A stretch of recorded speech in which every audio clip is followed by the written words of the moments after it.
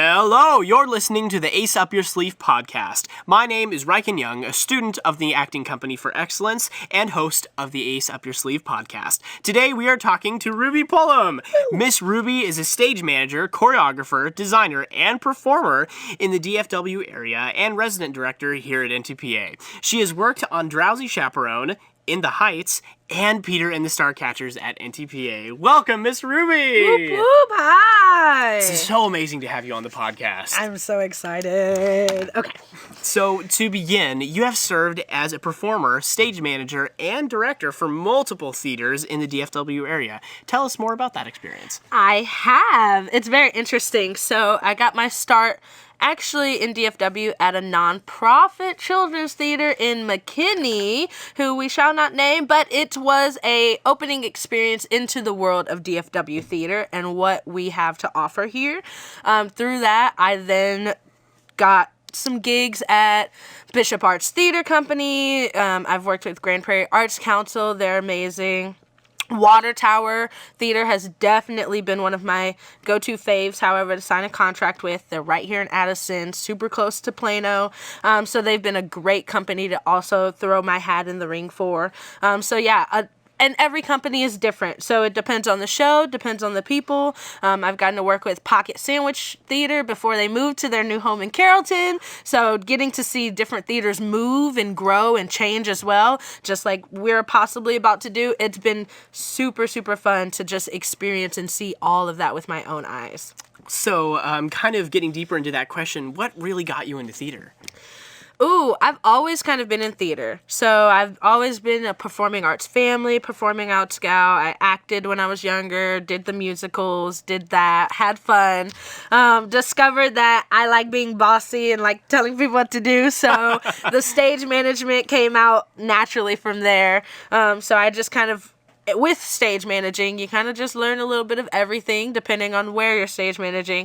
So I just became the jack of all trades when it came to like the tech world. So I love doing the stage management. I can do the lights, I can do the sound, I can do the props, I can do the sets. It doesn't matter. Now theater is like wherever I can find it and get it. It's fun. It's fun. You are all around amazing. You literally are the jack of all trades at the theater. I can do sets, I can do stage managing, I can do the acting and directing. I try. I can do a one-woman show, but I would never because, no. I'll tell you what, that is a show I want to see right there. No doubt it'd be amazing. And so, since you have worked at so many theaters, there is no doubt you have encountered many different ways of presenting a show. Gathering all of your past experiences, what can make a show and what can break a show? Ooh, okay. Many shows have made, many shows have broken around. Okay, So a good one. I think a good answer qualifies for both. So what can make a show? A great show needs a really great team, to be honest. Like, if without a great team, you don't have a show. Without really clear communication, you don't have a show. Things break down so easy without communication.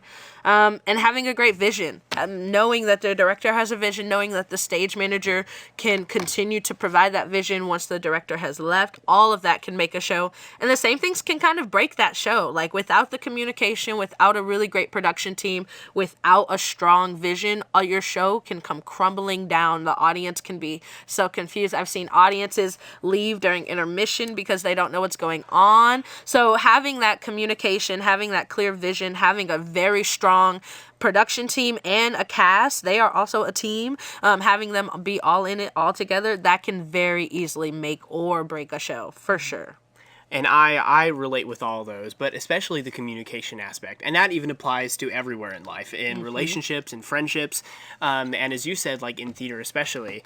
And I have definitely been in those shows where it's very just muddled and it's very unclear. And I mean, communication really is I believe the key component, especially out of all those.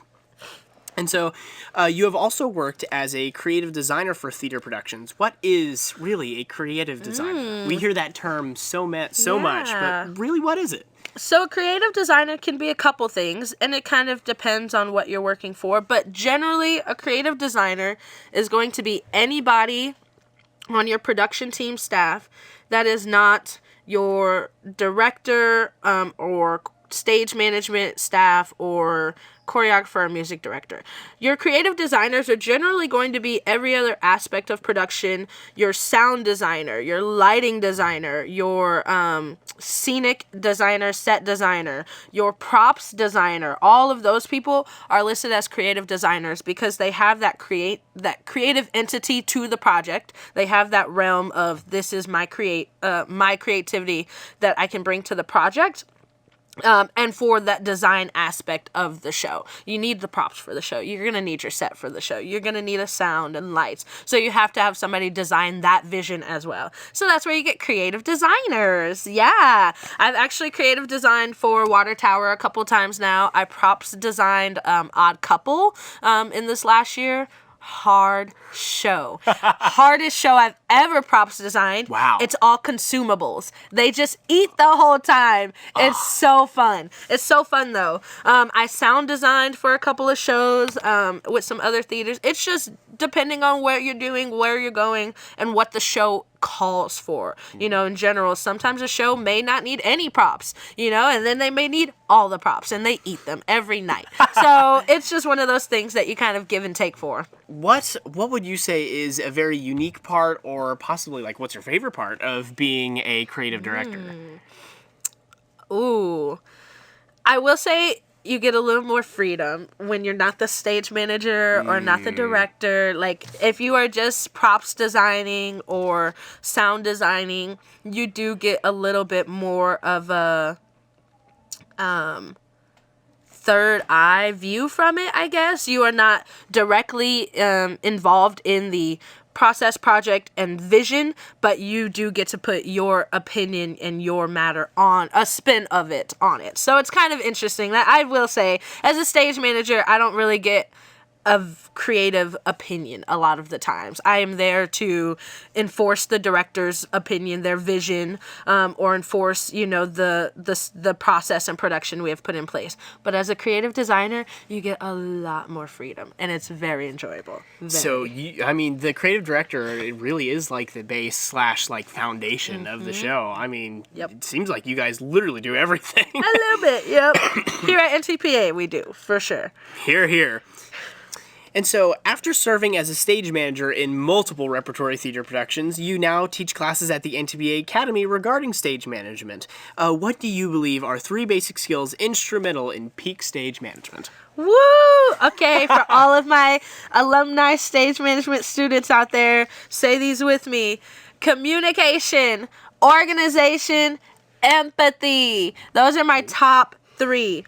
Without a doubt. Woo! We talked about communication already. Yep. Without communication, everything goes downhill. Nothing can happen. People are confused. Like, communication is number 1. Organization. We love a good organized person. However, not all of us have that personality. Not all of us are like that. Coming from a girl with ADHD, I have to work twice as hard to be organized. But there are things that we can teach our brain to do to help us get there, right? If we know we're going to continue waking up late or forgetting that one piece of paper, there are ways that we can overcome that. There are ways that we can figure out, hey, double set your alarm, Ruby. Set 3 extra alarms. Make sure you put that paper in your bag before you go to sleep. There are things that we can train our brain to do to help us stay organized. And with a stage manager, you have to be the main point of, I have the answers, and if I don't, I know where to go get them. And that requires you to be organized. So organized. You're talking to so many different people, so many different departments. You have to stay on top of your business. So that's organization, number 2. And 3, empathy. Empathy is so important because as a stage manager, you are almost the company manager, the cast manager. Your cast will come to you with concerns, questions. I mean, if they're not coming to their director, they are coming to you. Having empathy is just one of those skills that will make you a better human when interacting with these humans. They're so tense. They're in the middle of tech weeks. They're trying to figure out how to be a character that they don't think they can be. Maybe they're having way too much fun and getting it into their heads. Whatever the situation may be for any actor at any given time, you as a stage manager have to be able to approach this person with kindness and understanding, no matter what. And that is something I preach in all my classes until the day I die.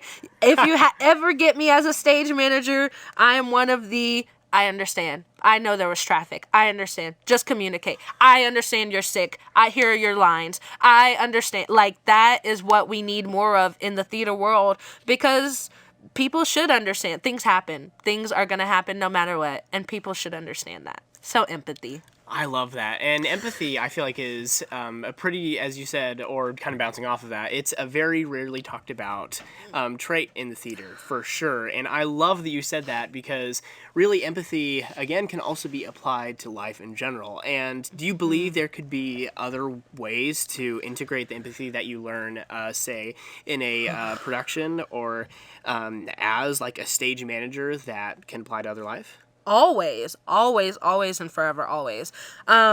Very frequently, I will stage manage a show, or these last few semesters when I taught stage management, being able to teach empathy or show it. Empathy is something you can take directly out of this room, directly onto the streets of the world. You can look at anybody and say, I understand. When you go into a job market past this, if you don't want to pursue theater, or if you do, wherever you go into a workplace, you're going to have a supervisor and you're going to have people under you. And you have to show both of those types of people empathy. You truly can take it anywhere you go and say, I can give you an understanding. I have been in your shoes, or I understand what it feels like to be in your shoes. And coming from an actor standpoint, a lot of times actors can then go, I played a character similar to that. Like, I understand, I relate. And it's like, that's where that empathy comes in. Yes, you can understand and relate. You can at least try to, right? You can try to figure out, that person is struggling. How, if I was struggling that bad, what would I need? What support would I want? What kindness would I be requesting from that person? So definitely, you can take empathy anywhere in this world. Man, I feel like this is like a TED Talk. I'm getting all the good information. This is like a mini stage managing classes right here. Oh, yes. And then also life lessons. I mean, I'm going to walk out of this a way better person. You guys have amazing questions. I love it. Well, thank you. The set plays a massive role in the success of a production, yet we rarely gain insight on how our theater's sets come to be. As a person who manages set build operations, tell us more about the process of building an amazing set. Woo! Set build operations. Okay, so this is a newer realm for me as well. I only started taking this on full time this spring, January, February-ish. I am the scenic coordinator, technically, meaning that as shows, we do over 200 shows a year here at NTPA, easily. Summer shows, kid shows, all year. That's a lot of sets. That's 200 sets. Sometimes, in case you're not doing bare stage or whatever, summer camps keep it easy and simple, but those are set pieces and props and things that need to come together for each production. So having so many shows and having just one person in charge of it, we've never had somebody do something like this before. It takes a process to kind of build a set here. We operate in such a different way that generally, we're working on a production for 4 months, and then all of a sudden we're in tech week and a show, and we got to put a set together really, really fast, 5 days fast. And sometimes for full length shows, Greece and Urinetown and who knows, you cannot put a full set together in 5 days. 5 days with also adding light and tech and all of the other elements that come together during that process. So for set build operations, it's been very interesting. Generally, we have a really, really great T25 club here at NTPA. That is our kind of honor society of our set build coordinators, and they love just building, they love growing, they love doing. So it's been very awesome to have a lot of those dedicated parent volunteers come back again and again and help us, because they're kind of the professionals. When I say T25, I'm talking Joe Alamares, I'm talking Denise Forney, I'm talking Lee Delahousse, all of our big bad hitters on the sets, Marty Stratton. They're all super engaged in how they build these sets here, because it's a process. It takes a lot of communication, right? Because you have very few hours to actually put it up, right? We always want to be rehearsing on a set during tech week, meaning we need it up before the actors can be there. So that process takes a lot of planning. When are we going to be able to build our set in the scene shop before we can load it into our theater? When can we load into our theater? There's almost always shows going on in our theaters. So it goes from strike to load in very quickly for lots of our theaters. That requires lots of communication, right? Okay, Annie Jr. is moving out tonight. They have a 3 o'clock, matinee. They'll be done at 6. You're in town. You can move in at 7:30. Like, it truly takes a village and lots of communication. Maybe Annie Jr. had set pieces that You're in Town said, I'm going to keep those. I just need to paint them. Leave them in the theater. Let's save time. It requires lots of back and forth like that here. We use platforms over and over again in our sets. Things that very easily can be constructed, right? Platforms, we keep the platform bases already made. We keep the platform legs already made. You literally just have to go grab legs and a platform and assemble them. That's it. And then paint it, right? So we try to keep things super easy. We want platforms. We want the levels. We want the different looks that comes to a set and a stage once we put it all together. But we need to do it quick. We need to do it fast, and we need to do it still safely, obviously. Safety first. We still need to do everything super safe. So from the whole process, from design, production, putting everything into the theater, loading in, making sure it's safe, doing safety checks before the kids use it, all of Tech Week, incorporating additional things onto your set, and then just to strike it after 4 to 8 shows. It's a process. That is the lifespan of a set here at NTPA. It goes very, very slowly, and then all of a sudden we are in it to win it, and it is over. And you heard it here first, people. They are working their butts off back there, getting it here, there, everywhere.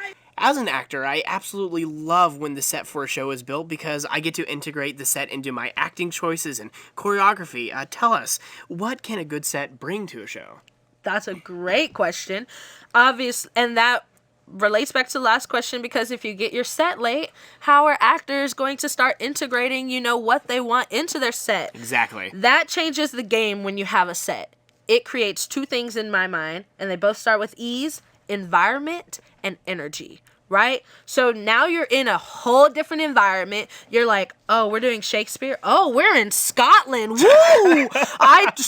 You're in a whole different mindset then, and it gives you this energy that you can then put into your performance going, okay, no, I'm here. Like, it allows you to immerse yourself. In any word I'm going to use, it allows you to immerse yourself. Having a really good set can very easily go, I'm there. I am in Greece. Hello, Mamma Mia. Like, you can very easily just place yourself in that location and be able to fully integrate your character with that environment. And I think a great set can do that at any time of day. I just hate giving actors their set the day before opening or 2 days before opening. So we work with what we can here, and for you guys to integrate those pieces as you watch your set being built is also a journey and experience. It's like, all right, day 1, we only had a foundation. I know I can move in this space. Well, day 2 and 3, we added windows and doors, and now I love peeking out and having fun. It's those different things that you guys can build throughout the week as well. That it just all allows it to come together and allows you guys to like fully do a show. Like, that's part of the production and acting of it. Absolutely. It's very important for an actor to grow with the set, as you said, as it continues to add on. I've been in shows where, again, like, it comes up with me. A long time ago when I was in Into the Woods, we had all this set and we had trees, and we slowly gained more trees like throughout Tech Week because they like kept on making them, and it was so cool because like I could have these new acting choices, and then like there would be platforms in the back that then we can jump on that like it would appear one day and you're like, oh, sick, we can add this entire new level to it. Yep. And I just love sets so much, and it really, really is important. And just bouncing off like the past handful of questions, what would you say was like the craziest set building process? Like, what show would you say was absolutely crazy? Oh, goodness. In a good way, I should say. That I personally worked on? Mm-hmm. Because I was going to say Urinetown. That was a beast. Ooh, yeah, we saw that. I didn't work on Urinetown, but it was a beast of a show. The Legally Blonde repertory set from last summer, I will say, kind of hurt our heart a little bit because we were struggling to get it up, and then all of a sudden it was done. And we were very confused. But I stage managed Legally Blonde for the repertory last summer, and we got to do that with our summer stock for the first year. We brought in college kids from across the country. And the set, it wasn't even a very, like, overly complicated Rodenbaugh theater set. But it was generally Monday and Tuesday. We had nothing, and we were trying to figure it out. Boom, next thing you know, Wednesday, the set is up. We have double doors, two platforms all the way across the room. It was crazy. And then by Friday, it was pink. And then there you go. That Legally Blonde right then and there. Wow. Sometimes it happens in the blink of an eye. And then you're like, oh, the set's there. Yay! Great. Bam. It's kind of weird, but kind of crazy. And I also love that just one day it turned pink. Bam. Pink. Yep. There you go. And painters, man, they do some crazy stuff too. Oh, painters. A long time ago, I like to use my shows for references. But a long time ago, I was in a show called Gentleman's Guide. Some of you may remember that, and it was with Miss Bethany. And we had these crazy painters. I wish I remember who they were, but they had this insane, like, elaborate thing. It was at Fairview. They had this, like, insane, elaborate, like, arc over the set piece, and, like, they made it super detailed. They had, like, statues in it, and it was painted, and it looked like it actually had depth. I mean, we have to give so much props to all these people. Oh my gosh, they put in so much work, and we do not appreciate them enough, man. And finally, what advice will you give to students who want to pursue theater as a career? Ooh, I love this one. My advice is to do as Miss Ruby has done and do all the parts of theater. If you want to do theater as a career, right? I'm an actress. I just want to do acting. Try stage management just once or twice. Try making a prop. Try running the light board once. Try figuring out how to mix sounds. Do a little of all of it, because you never know what you're going to use, what you're going to need. You never know what you're going to like. I started out on stage, and yes, I have been on stage within the last 3 to 4 years, but my home is behind the table, in the booth. Some people don't realize that or know that until they do the other parts of it. So as somebody who wants to do theater for the rest of their lives or pursue a career in this, do all of theater. Learn all of theater, absorb what you can, grow from what you see and what you do. Do all of the parts of theater. There you go. Oh my gosh, that's wonderful. I try. Do everything at least once. Do everything at least once. You never know what'll grab onto you and what you'll grab onto. And now, Miss Ruby, it is the time during the Ace Up Your Sleeve podcast where we ask every guest the same 5 quick questions. You must answer every question quickly and without explanation. Are you ready? Let's do it. What was the name of your first show you performed? Aida. Ooh, what is your favorite show? All of them. What is your favorite role you've played? Ensemble in everything. And then what is your dream role? Before I'm too old, little Inez from Hairspray. And finally, what is your favorite candy? I'm a sour girl. Skittles, Starburst, all of it. Nice. Thank you so much, Miss Ruby, for talking with us on the Ace Up Your Sleeve podcast. And until next time, I'm Reichen Young. Remember, you always have a winning hand with an ace up your sleeve.